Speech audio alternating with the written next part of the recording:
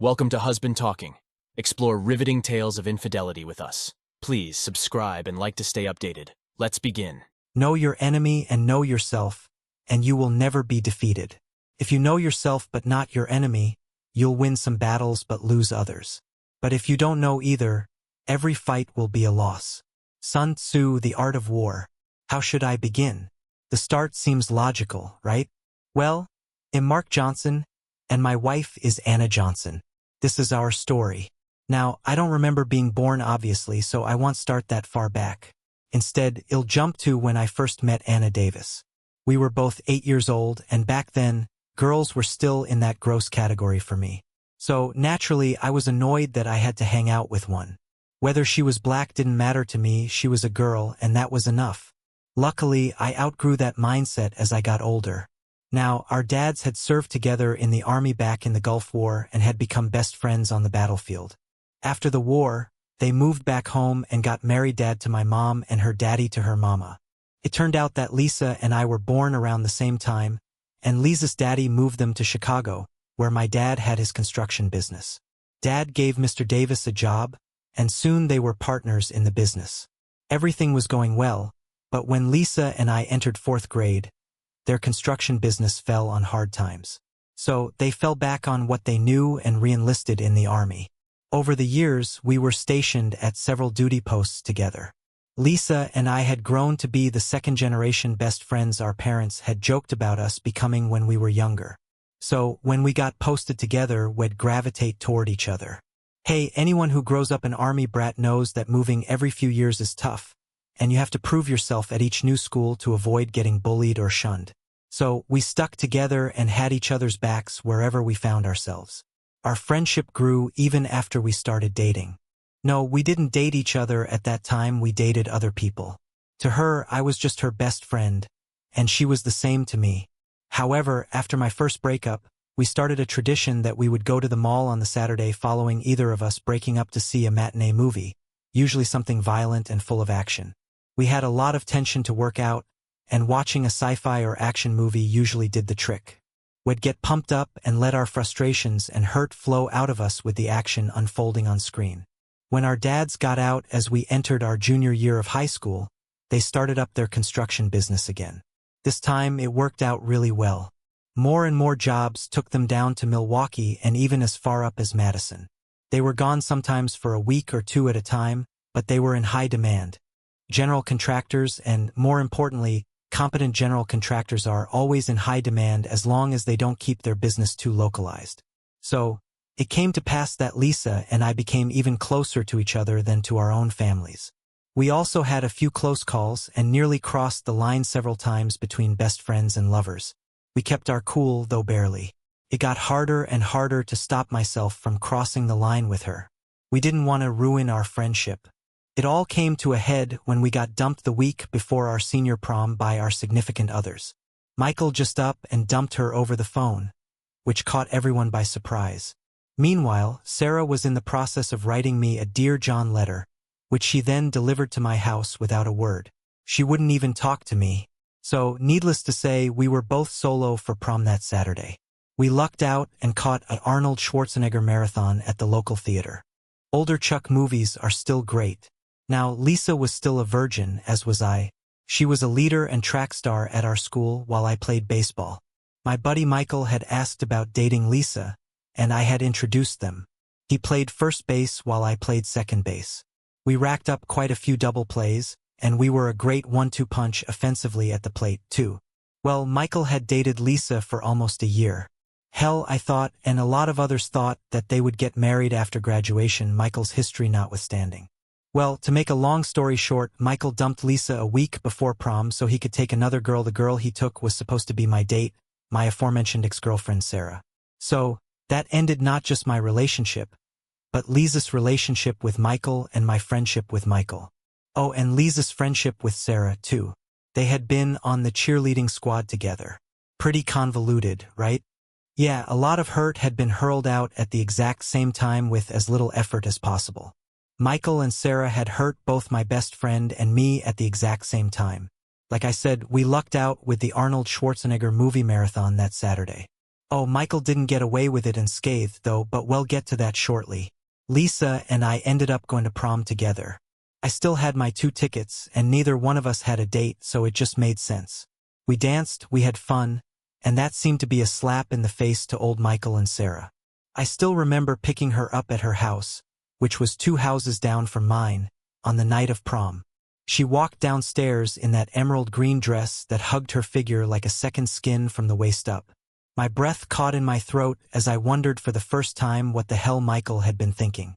Mr. Davis saw my expression, chuckled deep in his throat, and told me to have his princess home by midnight. I vaguely remember agreeing to do so and took Lisa's hand. She looked stunning with her hair done in ringlets that fell around her lovely face. She wore minimal makeup, which she honestly didn't need at all. I was struck by how beautiful she looked that night and barely managed to squeak out how beautiful she looked. Lisa smiled, hugged me, and told me that I looked very handsome, too. That broke me out of my hormone-driven stupor, and we were once again best friends, and I was completely comfortable with her again. I even managed to pay attention to the road while driving us to prom. Well, Michael and Sarah, fiery hot redhead, were rubbing our noses in it as often as possible that Michael had stolen my girl and dumped Lisa while he was at it. At first, we ignored them, they weren't worth the trouble. But trouble would be coming Michael's way soon. In spite of that vow to keep our cool, Lisa damn near lost it a couple of times, and I admittedly wasn't far behind her when Michael really kicked the taunting up a notch. He was grinding on Sarah every chance he got, then looking over at us and grinning while Sarah would smirk. However, we steeled ourselves and kept our tempers in check barely. We had to keep our cool, and we did. My whole plan depended on it. Things went from bad to worse, as everyone knew that Michael had stolen Sarah from me, while they looked at Lisa as my consolation prize. What they didn't know was that Sarah wasn't all she was cracked up to be. She was a decent kisser, but Lisa was better. No, the big secret was that Michael had stolen a lot of white girlfriends with his smooth talk and the myth of his size. Now, Michael's dog status had been our secret, too. We laughed about his conquests, which I didn't take seriously. I thought he was bullshitting. I started to worry after he bragged about how he stole Daniel White's girl 3 months before he started dating Lisa. Max was an okay guy, even though we weren't much more than passing acquaintances. We jocks were cool to each other, mostly. The other jocks found my quirk with comic books to be uncool. That was okay, though I had some nerd friends to talk comics with, and Lisa is a fan of some of the indie comics. No, I had worried because Max and Cheryl had a very public breakup, and Shed refused to tell anyone why she dumped Max. She then moved away a month later. I can't believe that asshole, Lisa whispered to me as we danced close during a slow song, breaking me out of my reverie of all the things that had happened to bring us to this point. It was coming up on the coronation of the king and queen. Don't worry about it, Lise. I talked to Max earlier this week. I also talked to Peter and John, and they're getting the word out, too. I smirked as I whispered in her ear. Besides, I have the hottest girl here in my arms right now. She smiled at me, showing off all her perfect teeth. Damn, you are one smooth talker. She giggled and kissed me with her lush, full lips. I returned her kiss. Then she broke it to look at me seriously. What are you planning? You'll see. Trust me. Before you and Michael started dating, he was a big-time dog when it comes to women. Turns out he still is. When he asked me to introduce you, he swore he was done with the crap he'd been doing. Barbara. They're a very romantic spot, by the way. When we got there, Lisa pulled the blanket out of the back seat that I always kept in there. We got out, and she spread the blanket on the grass in a secluded spot. I took her in my arms and unzipped her dress as she untied my tie and unbuttoned my tux jacket. We undressed each other slowly, her dress and my tux landing on the grass. When she removed her strapless bra, I looked upon her beautiful breasts for the first time. God, those were perfect. I laid her down gently on the blanket itself, laying on the soft, thick grass. I moved down beside her, drinking in the sight of her beautiful body before leaning down and kissing her lips. She asked in a whisper as we broke the kiss, "You've never done this before, right?" "I've never done it before, Lise," I replied, not knowing exactly what to do. "Just give it a shot like the guys in the adult movies do it." She smiled at me, reminding me of the movie I would been watching in preparation for this moment. I blushed as I kissed her again, softly and tenderly. Okay. But first, I'm going to explore you with my lips and tongue, sweetheart.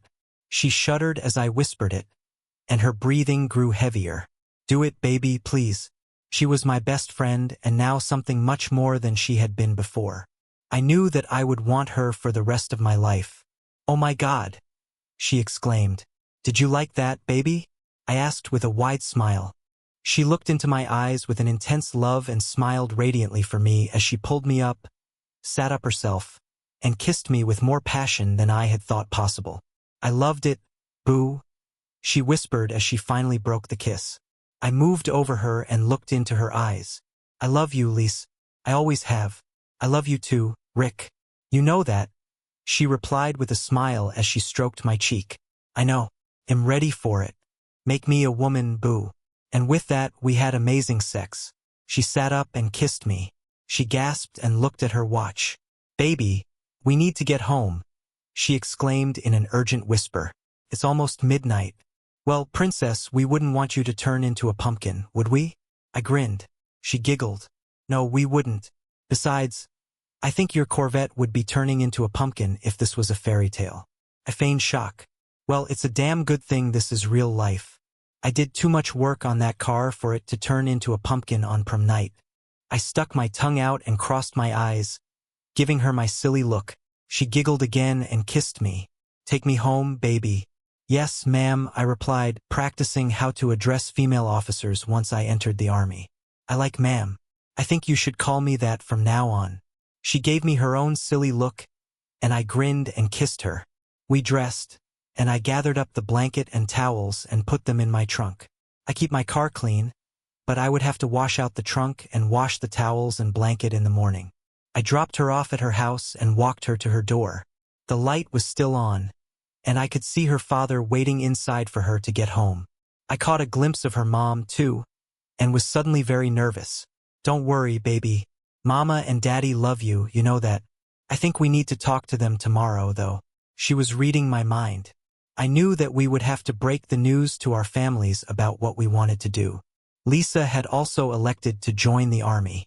She went MP while I went infantry. Yeah, she wanted to be a cop, and I was just looking for the adventure. We would be going to MEPS down in LA in October, so we had the whole summer to spend together. What happened to Michael and Sarah, you ask? Well, Michael was found the morning after prom. He had been stripped and left on the beach after he had dogs spray-painted across his chest and back in neon orange paint. Seems that Max and the guys weren't too thrilled with him and decided to reveal his status to the world. Sarah wasn't anywhere near there, as the guys had taken her home. Turns out she was too embarrassed by what had happened to say anything to anyone, and when Michael asked her to talk to the cops about it, she told him that she didn't know what he was talking about. Got to love shallow girls. From what Max told me later, they dropped her off first before taking Michael and decorating him with the fitting label. Lisa and I laughed our asses off as Max, Peter, and John told the tale of how Michael had kept trying to reason with them even as they made him strip, then held him in place as Max did his best Pablo Picasso impression with the orange can. I never said it was a good impression of Picasso, just his best impression. Fast forward 4 months, and plans rarely work out the way we want. Lisa and I couldn't get stationed together as boyfriend and girlfriend, and it turned out that we had to wait until after we got out to get married in order to not have to deal with a long-distance relationship. We had a serious discussion in the airport after my folks dropped us both off. We agreed to go back to being best friends for the duration of our tours, no pressure, and we could see whoever we wanted while we weren't together. We came to an understanding that if we fell in love with other people, we would stay best friends but wouldn't be together while in a relationship with someone else. Yes, it was difficult for both of us. We had spent the entire summer together and figured out what the other liked. Lisa had kept practicing her blowjob technique on me, and by the time we left for basic, she was damn good at it. We agreed to not tell each other about any liaisons we had while we were in. We also agreed to be as safe as possible with whoever we slept with. That meant no sex without condoms. It was the closest we would ever come to an open relationship, but we weren't technically together anymore at that point. No, I won't tell you about who I was with while I was in. Lisa never told me, but we both admitted there had been others. Hell, we barely saw each other in those 4 years. We took leave together when we could, but that wasn't very often, and there were a few other times we saw each other, but I'll get to that in a moment. We had emailed each other constantly, though. We would call or email and kept in touch. Our conversations were mostly about how our jobs were going and if we were having fun or not. Well, at least they were for the first 2 years. Then 9/11 happened and we got deployed. We ended up stationed fairly close to each other in Afghanistan, but a world apart. She was placed in a non-combat area in Baghdad while I was in the thick of hunting down the Taliban with the 75th Ranger Regiment. We were full of patriotism and wanted nothing more than to find the mastermind who had killed thousands of people and bring him to justice. Granted, my idea of justice for him was a round between his Isa perfect zone kill. Unfortunately, I never got a shot at him. Needless to say, we still talked and emailed, but not nearly as frequently as we had before. We met up a couple of times while in Afghanistan and spent a few days getting reacquainted with each other's body. At that time, those were the best 3 days of my life. We decided not to re-up when it came time to decide whether or not to re-enlist. We wanted to get out of there and be together. It was a rough road we took, and our lives with each other had been put on hold, but we would be together finally. Through the grace of God, we made it out alive from that war zone. We actually out-processed together at Fort Worth and flew home to San Francisco International Airport together. We joined the Mille Club that day, and man, it was worth it to screw Lisa again, even if that damned airplane lavatory was barely big enough. When we landed, both of our families were there to greet us. We walked off the plane hand in hand, having gotten back together over the past couple of days at Jackson and on the plane ride home. We were both dressed in civvies, having changed out of our class as after out-processing was complete. Both sets of parents could tell right away that we were back together. We finally unlaced our fingers from each other as our families hugged us. My brother even gave me a hug, realizing that I would done what he would never have the intestinal fortitude to do. Hey, as much as I detest the little toad sometimes, he's still family. Lisa's sister also joined in on the hugs. She'd grown up quite a bit from when we left. She wasn't a gawky beanpole anymore. She'd filled out into a good-looking woman. Yes, I had some fantasies about getting Lisa and Lily into bed at the same time. I know, I'm a dog, not enough of a dog to cheat on Lisa, at least. I'm not Michael, nor will I ever be like Michael. Hell, what guy out there hasn't fantasized about having two sisters at the same time? Fantasies like the one I entertained about Lisa and Lily are just that, though fantasies, imagination at work. In other words, it was not going to happen in real life. Anyway, we decided that we would get jobs and use our GI Bills to get some college under our belts. Getting a degree in a good field would ensure our futures. We found an apartment and some part-time jobs and settled into a fairly hectic routine. We still made time for each other, though. We always made time for each other. Now, I would always liked computers. Not only that, but I was good with computers, so of course I chose computer science for my major. I also got my CompTIA certifications in a network, security, and server. I was more than ready to join the workforce. Let it be known that those are some of the most brain-draining tests ever created. I also took the A exams in one day, even though it isn't recommended. I barely passed the practical, but that was okay, I passed. So, after I got my first job in the IT field, I bought the Ringa half-carat diamond in a 24-karat gold setting. I had it sized for her petite finger and boxed up. Yes, it took most of my credit card to buy it, but I figured that I would have it paid off in about 6 or 7 months with my new job working as a network technician. I was making some good money. It was worth it, though. That night, when Lisa got back to our apartment, I had the wine, the dinner from Mario's, and the ring in the box in my pocket.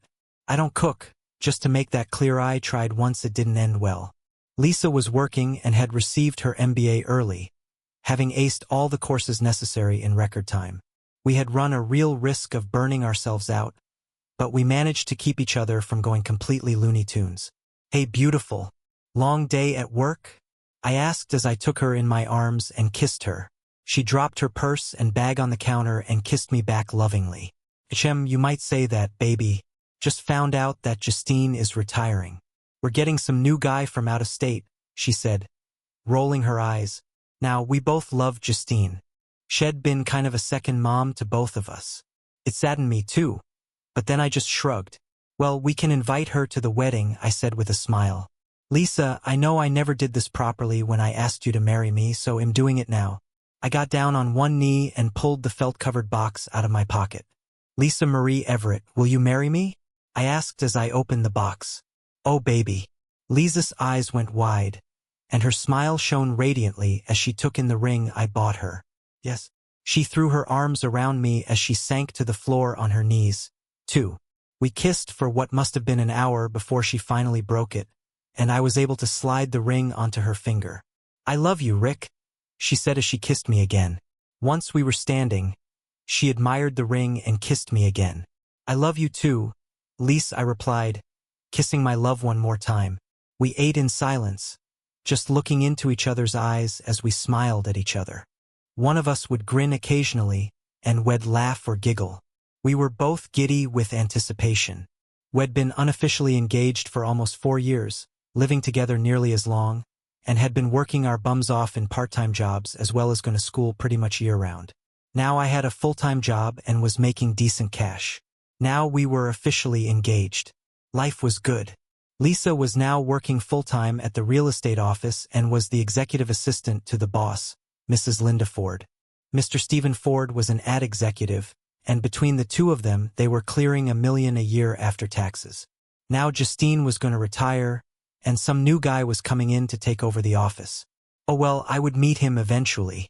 Justine and David were good friends, and Lisa was going to miss having Justine as a boss. Couldn't blame her. So, when is Justine going to officially retire? I asked as we sat on the couch after dinner. We were snuggled up, just enjoying each other's company, as we've been doing now ever since we got out. It had become another tradition, enjoying some quiet time after dinner, just the two of us, no other cares in the world, and catching up on each other's day. In a year or so, she's going to be around for a while yet, she said. I'm going to miss her, boo. I don't know this guy coming in. What if he's a hard ass? I shrugged and chuckled. Don't worry, baby girl. I'm pretty sure he will be just as impressed with you as Justine is. To go from being an MP to being an executive assistant is a hell of a transition. You did it easily. Haha, easily, yeah right, she snorted. Honey, you have no idea how hard it was to become something totally different than what I was doing for 4 years. I raised an eyebrow at that and looked into her dark amber brown eyes. Oh really? Let's see, infantry, sniper, ranger, and 2 tours in Afghanistan to computer geek. Yep, I guess you're right. I gave her my silly face, eyes crossed and tongue stuck out the side of my mouth, and she actually blushed as she realized what she just said. Sorry, boo. You're right, she acknowledged. I laughed. Don't worry about it, sweetheart. So, when do you want to get married? ASAP, honey. I want to be Mrs. Anna Johnson by the end of the month. She grinned as she said it. I knew we'd get married, baby. Even back when we were kids. I think I did too. Damn glad we finally got around to it, I replied with a grin of my own. It dawned on me in that instant that we really are soulmates. Well, that conversation led to us getting together with our families to get the wedding planned ASAP. Our moms took over the planning with Lisa and left us guys out of the loop completely. So we sat around and drank beer while the womenfolk planned the wedding. It's great to be a guy sometimes. Well, we almost got married before the end of the month. We were actually married on June 12th, as that would be an anniversary I would never be able to forget. It was true, even though I would never be able to forget that day as long as I lived anyhow. Lisa was gorgeous in her white wedding dress. I wore my dress blues and even got my high and tight haircut back for the occasion. I wanted to look sharp for my lovely bride. I succeeded. Justine and David came to the wedding and congratulated us. They then did something completely unexpected when they went ahead and paid for the wedding as their wedding gift to us. It was your traditional Catholic service, of course. That meant long and boring, and if I hadn't been standing there with Lisa by my side and my friend Brian beside me in his dress blues too, ready to kick my bum if I fell out, I might have just fallen asleep. Well, when the priest finally said, "You may kiss the bride," I was more than ready to and lifted Lisa's veil and kissed her lovingly and deeply for a good 2 minutes at least. We were broken from the kiss by the priest himself, who cleared his throat meaningfully. We both blushed as we turned to smile at our friends and family. Before you start thinking we took any of the New Age vows that include a bunch of nonsense or silly weird vows, no, we wrote our own to each other. We definitely included forsaking all others in there, though. That was the most important one to both of us. We'd walked into the church fully committed to each other already. We walked out with that commitment not just cemented in our minds but in the bands of gold around our left ring fingers. What God hath joined, let no one tear asunder, the priest had said. Damn right, Father. Lisa and I made love every chance we got. She started putting in longer hours at the office while I started putting in longer hours at Jones and Sutton Networks as well. We were working 10 or 12-hour days sometimes, but we had one golden rule for making time with each other weekends. It had cost us both a bit of potential extra cash to keep that promise to each other. Oh well, we had enough to put down on a house at least. We were able to move out of the apartment and into our own 3-bedroom ranch-style house shortly after Easter, and we had a lot of fun shopping for furniture and decorating the place. Okay, Lisa had a lot of fun, and I just did everything she asked of me. Granted, she always repaid me for my efforts moving the furniture around so it was in just the right spot. No problem. Blowjob as a reward? Awesome. Now, we had arguments every once in a while. What married couple doesn't? Mostly, they were small and meaningless in the grand scheme of things. When we'd have won, we would talk it out after we'd calmed down some. I found the best way to head off an argument at the pass was to say, yes, baby, whenever she made a point. I would also take her in my arms and kiss her whenever she was getting irate over some point that I couldn't see. It helped sometimes. Other times, she was really angry, but as always, we would calm down and work it out like normal. We were doing great married for just under a year and madly in love, as we've been basically since prom. Even when we'd been seeing others because long-distance relationships suck, and we didn't want to put ourselves through that kind of pressure, we were still best friends. Now that we were married, we were also still best friends. We continued to talk about anything and everything. I guess that a lot of married couples don't do that. But then when you've known your spouse all your life and confided all your hopes, dreams, and fears to them, it builds a bond that grows and grows. Like I said, we're closer to each other than to our own families. The biggest obstacle so far was when Justine retired and the new guy took over the office. The real estate business had been recovering slowly, and some cuts had to be made. Luckily, with her skills in office management, Lisa was kept on.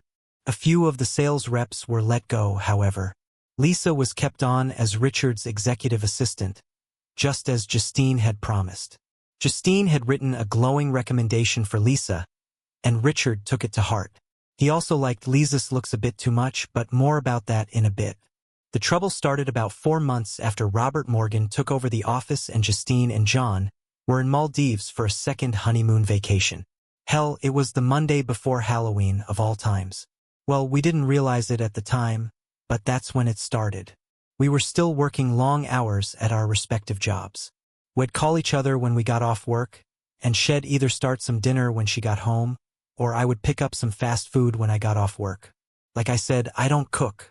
We did PT 3 times a week early in the morning, which became part of our routine, 2 push-ups, sit-ups, and a 2 or 3 meal run usually. We do it together, and during one 2-meal run, Lisa told me that Richard had made an inappropriate comment to her at work the day before. What did he say? I asked. He said I had a fine booty, she replied. I laughed. Well, you do. Your booty is one of the many things I love about you. Well, you're my husband. You're allowed to love my booty. She giggled, then turned serious. I'm not a big fan of how Richard has been looking at me lately, though. That brought me back down to earth as I glanced over at her. She had a worried look on her face, and I decided right then and there to find out more about Robert Morgan. From Lisa's description of him, he sounded like a bodybuilder or football player who'd kind of let himself go after hitting 40. He was big but had a gut on him and some love handles. She put him at about 632 inches taller than me and about 275 pounds. She guessed. She had said when he first arrived that it was cool to have a brother in a management position. She thought it would be cool to work with him, and mostly she said it was. However, he had lately been acting as if he wanted to screw her. Don't worry, boo. I'm going to do some checking up on Robert Morgan, I promised her as we got back to the house. Thanks, baby. I don't know. Something just doesn't seem right about him, she said with a worried look on her face. Tell you what'll drop by and take you to lunch today. Okay? That will give me a chance to meet the guy. I smiled. Her eyes lit up. Great idea, baby. She squealed and threw herself into my arms. Put the fear of God into him. Might not be necessary, I smiled back. As long as he respects our marriage and our love for each other, I don't see any harm in some light flirting. But if he decides he still wants a shot at you, I'll do what I have to do. Good. I know you will, boo. She kissed me again. God, I love that woman and her kisses. The morning passed quickly, and I told Eric, my boss, that I was going to take my wife to lunch. He didn't have a problem with that and told me to take the rest of the day off. We'd finally finished the Jensen account, and I was going to have a lot more free time until the next big job came down the pike. 6 months of running miles of Cat6 cable, hooking up over 800 computers to Jensen International's internet, then getting their internal server up and running had been a hell of a job. Each computer had been upgraded to Windows 10 from Windows 7, which had taken tons of external hard drives, and the server itself had to be upgraded to Server 2016 from 2012. Now, though, we were going to reap the rewards, more free time and possibly a vacation. The 10 and 12-hour days were getting to me. I couldn't wait to tell Lisa what we'd accomplished. She always loves hearing about my job, even if she isn't as computer savvy as I am. I drove my Corvette over to the real estate office and parked right by the front door. Now it was time to go in and see this big boss dude for myself. As I stepped inside, I saw that Julie was at the front desk. Hey, Julie. Hi, Rick. You here to pick up? She was cut off by a booming voice.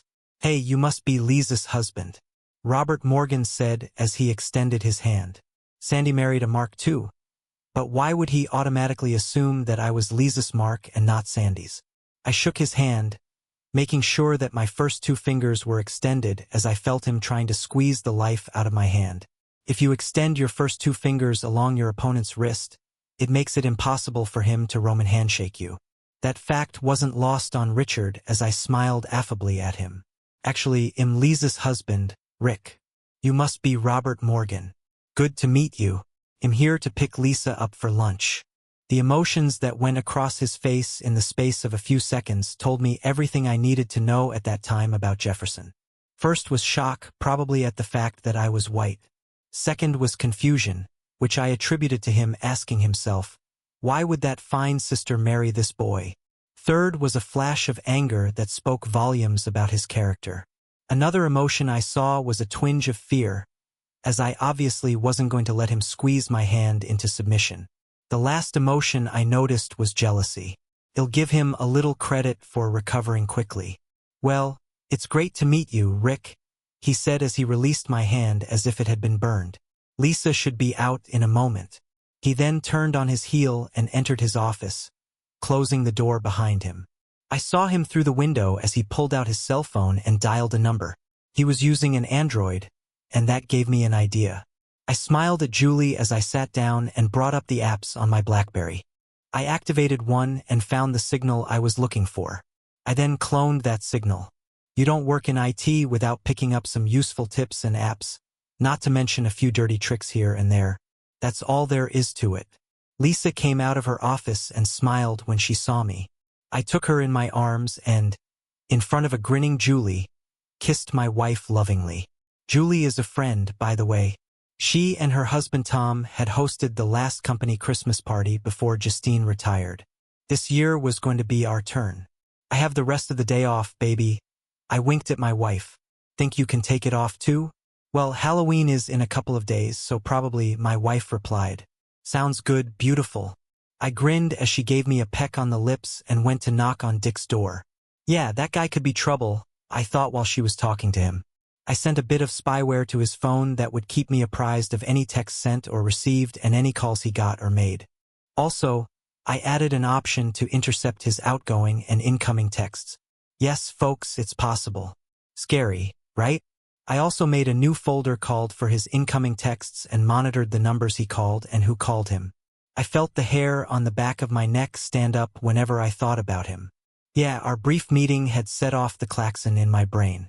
I was at DEFCON 3. I knew there was a problem coming, and his name was Dick Jefferson. Know your enemy. Sun Tzu knew what he was talking about.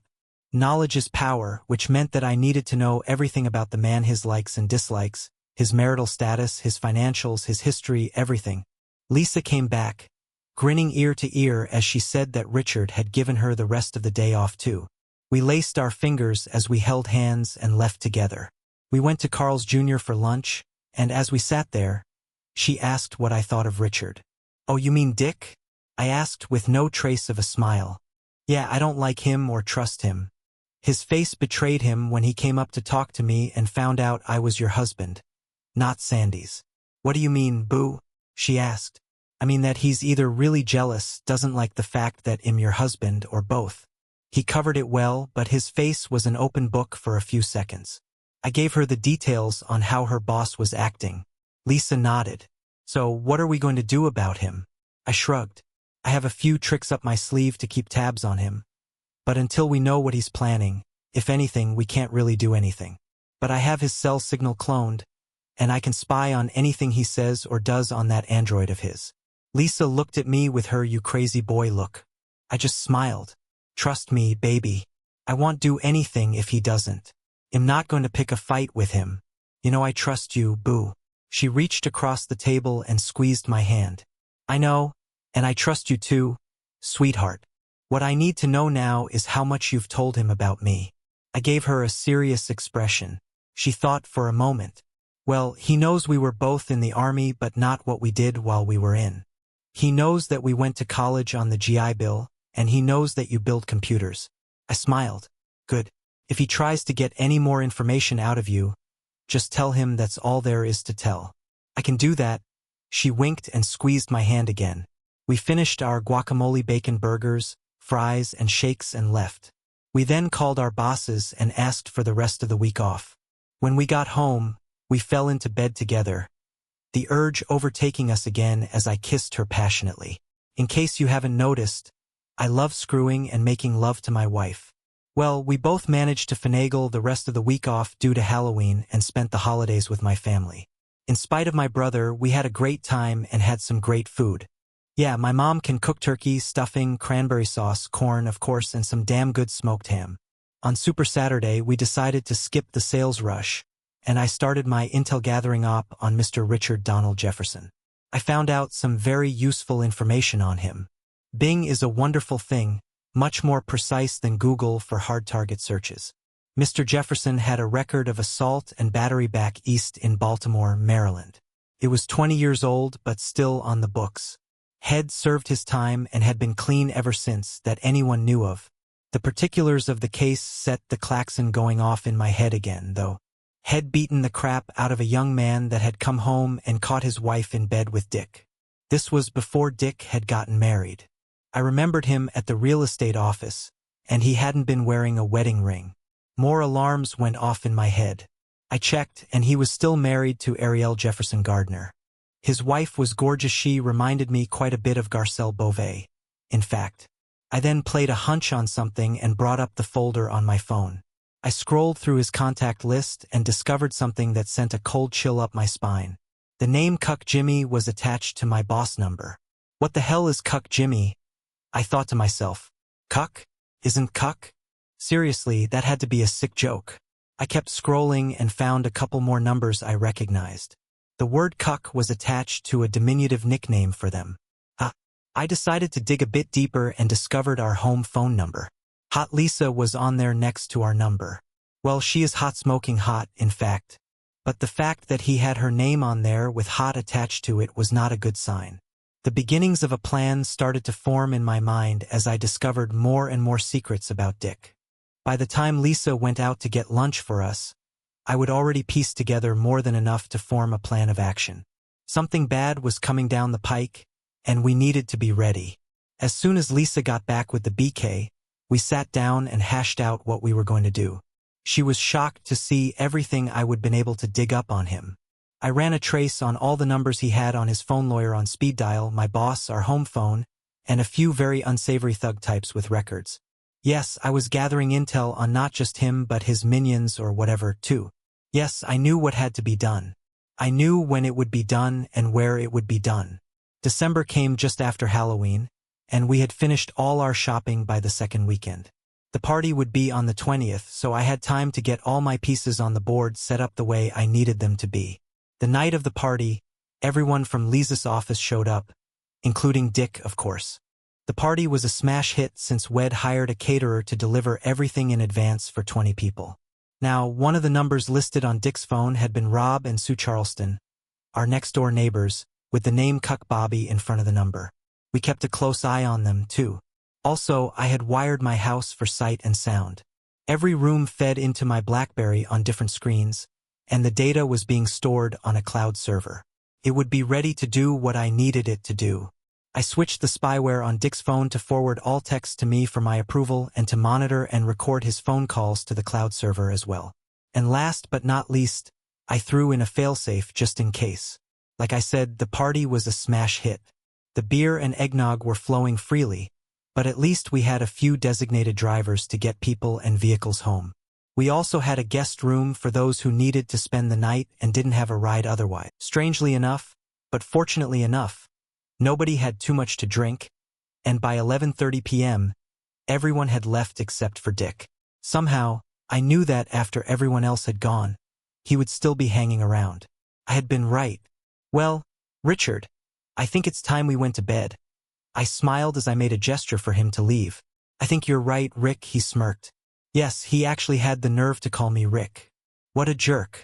Yes, we do need to go to bed, boss. That means you need to go home. Lisa chuckled. Nah, I think we need to have a little chat first. Come on over here and have a seat, he said. He went into our living room and sat down in my recliner while gesturing to the love seat for us to sit. Lisa's eyes widened as she saw him sit in my chair. Oh, he was going to pay for that. Nobody sits in my recliner but me.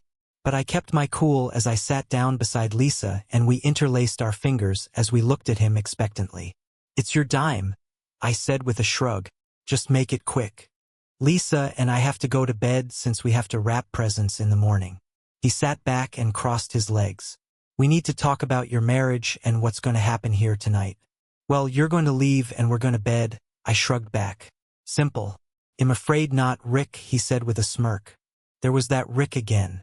Oh, I was going to enjoy what happened next. Oh? Then what's going to happen, Richard? I asked with a smile.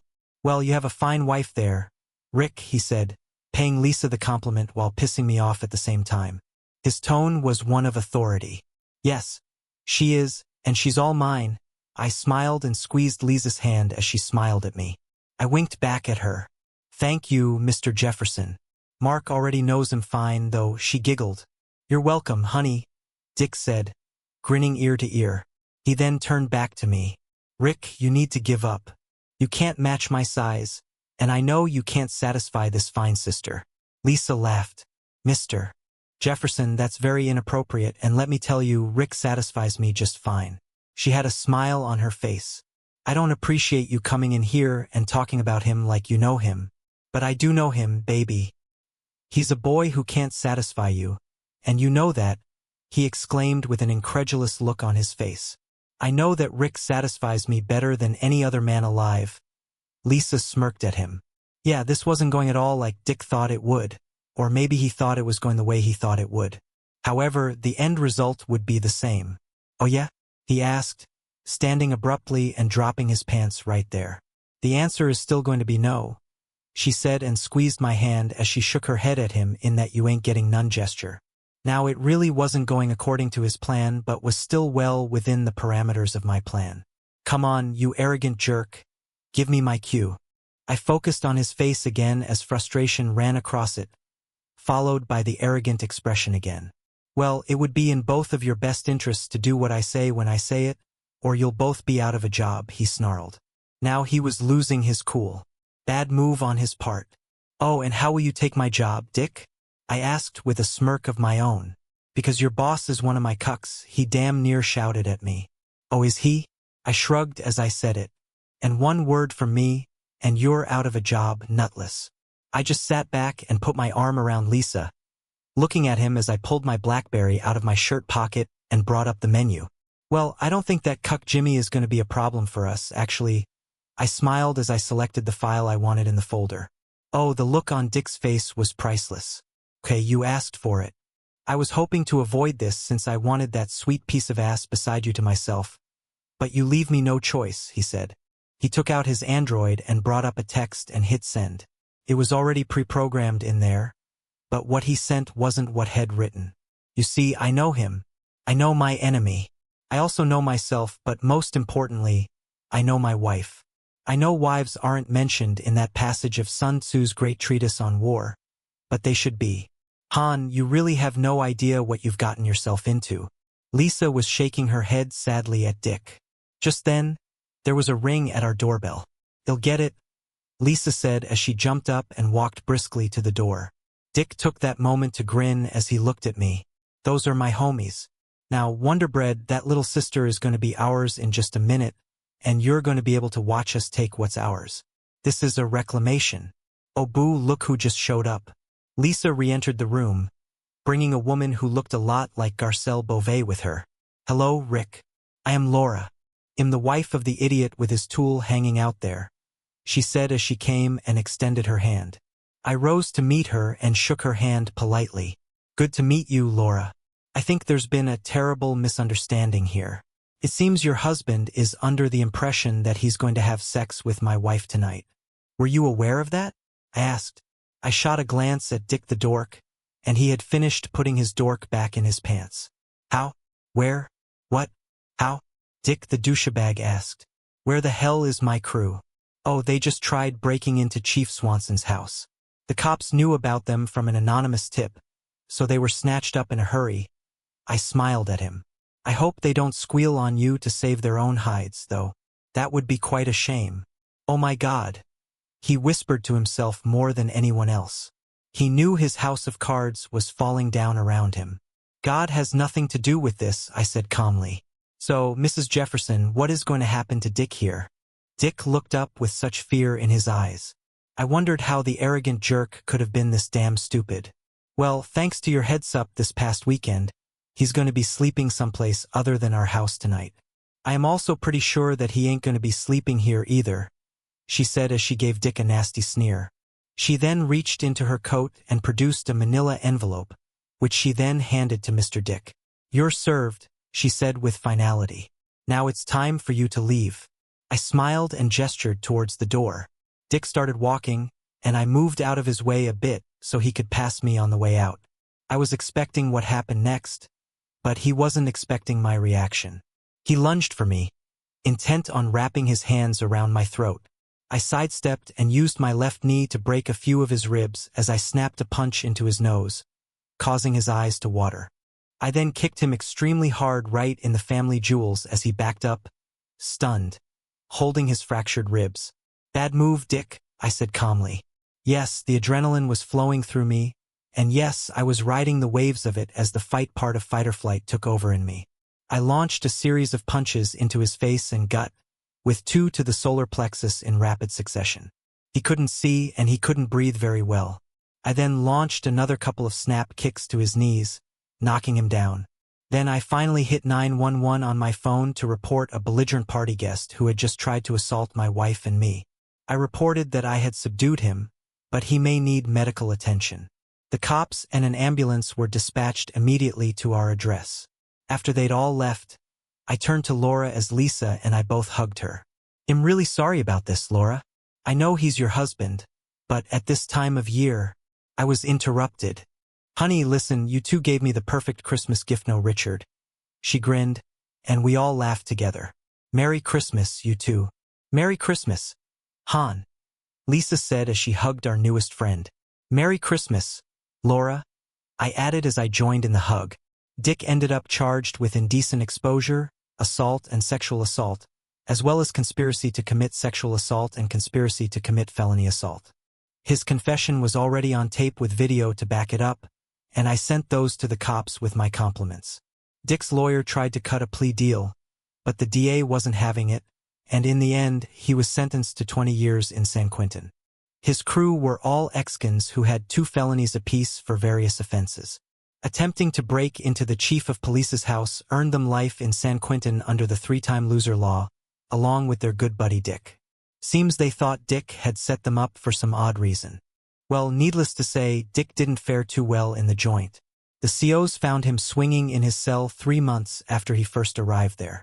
He had been badly beaten before he committed suicide, but nobody saw nothing. How did I do it? How did I set everything up? Well, for those who didn't realize it by now, I knew my enemy. You see, everything in Sun Tzu's masterpiece can be applied to any given situation when it comes to dealing with an adversary. Another favorite piece of wisdom in the art of war is to fight the enemy where he isn't. I called up Laura and got her on my side when I explained the situation to her. He wasn't there, so I fought him there. Laura had always suspected him of cheating but could never get any proof. He had control of their finances, and she couldn't get the money together to hire a PI without him finding out. But it all came down to knowing my enemy. When all was said and done, Dick was an arrogant fool. He thought he knew it all. He thought that I would cave. Why on earth would he think that? Well, I had Lisa feed him misinformation about me. When he questioned her about my time in the army, Lisa said that I was a clerk with no combat experience. Having no reason to disbelieve her, he bought it. Eric, my boss, in case you were wondering, wasn't too broken up about Dick getting thrown in the pen and dying there. In fact, as soon as that happened, he divorced his cheating wife and got away relatively unscathed. He had not been a willing participant since Dick had threatened him and his children. Dick was a strong-arm type of thug. He was well-educated and highly intelligent, but his arrogance made him stupid. He thought that his monster schlong was enough to get any woman into bed. Unfortunately, those women thought with their own needs and didn't really love their husbands. Lisa loves me and thinks with her heart. Thanks for watching. What would you do if you were in Mark's shoes? Let us know in the comments. Don't forget to like and subscribe for more crazy stories. See you next time.